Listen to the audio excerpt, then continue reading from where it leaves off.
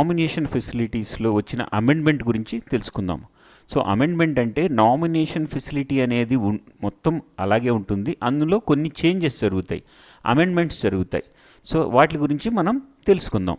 So nomination అనేది savings account, fixed deposit, recurring deposit ఇలాంటి అకౌంట్స్కి customer ఒకళ్ళని నామినీగా నామినేట్ చేస్తారు. ఇన్ కేస్ కస్టమర్ యొక్క డెత్ కనుక అయితే ఆ అమౌంట్, ఆ డిపాజిట్లో కానీ సేవింగ్స్ అకౌంట్లో ఉన్న అమౌంట్ ఆర్ ఆ అసెట్ నామినీకి ట్రాన్స్ఫర్ అవుతుంది, లేదా నామినేషన్ దాన్ని విత్డ్రా చేసుకోవచ్చు, తన పేరు మీదకి ట్రాన్స్ఫర్ చేసుకోవచ్చు, ఇలా ఉంటుంది.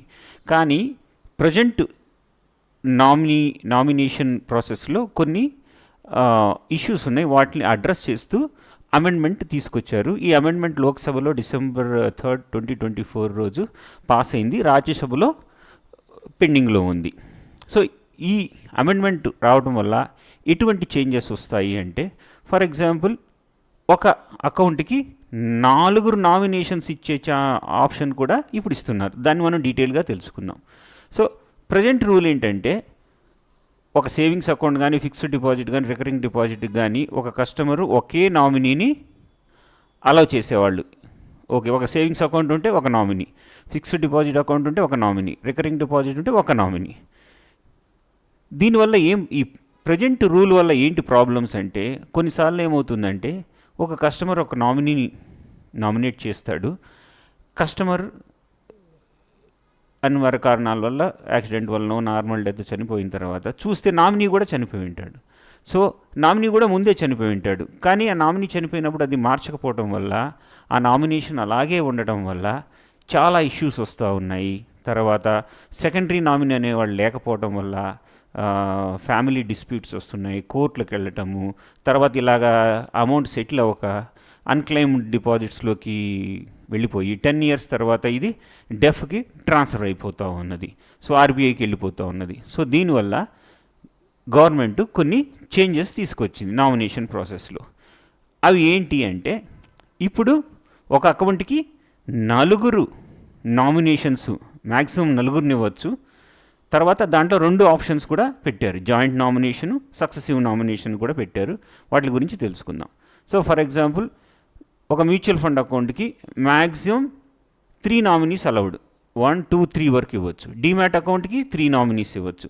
ఇన్సూరెన్స్ దానికి 3 నామినీస్ ఇవ్వచ్చు. బ్యాంక్ అకౌంట్కి 4 నామినీస్ కూడా ఇవ్వచ్చు. సో స్టాండర్డ్ చేశారు ఇది. ఒక టైప్ ఆఫ్ అకౌంట్కి మ్యాక్సిమం ఇన్ని నామినీస్ అనేది అది స్టాండర్డ్ చేసేసారు. దీని తర్వాత జాయింట్ నామినేషన్ అంటే, ఫర్ ఎగ్జాంపుల్ ఒక అకౌంట్లో ₹1,00,000 డిపాజిట్ ఉంది, దాన్ని జాయింట్ నామినేషన్ అంటే వైఫ్కి 50%, సన్కి 30%, డాటర్కి 20%. ఆ ₹1,00,000 ఒకవేళ కస్టమర్ కనుక చనిపోవడం జరిగితే ఆ అమౌంట్ అనేది, ఆ అసెట్ అనేది ఏ రేషియోలో అయితే ఇచ్చారో ఆ రేషియోలోనే అందరికీ డివైడ్ చేయబడుతుంది.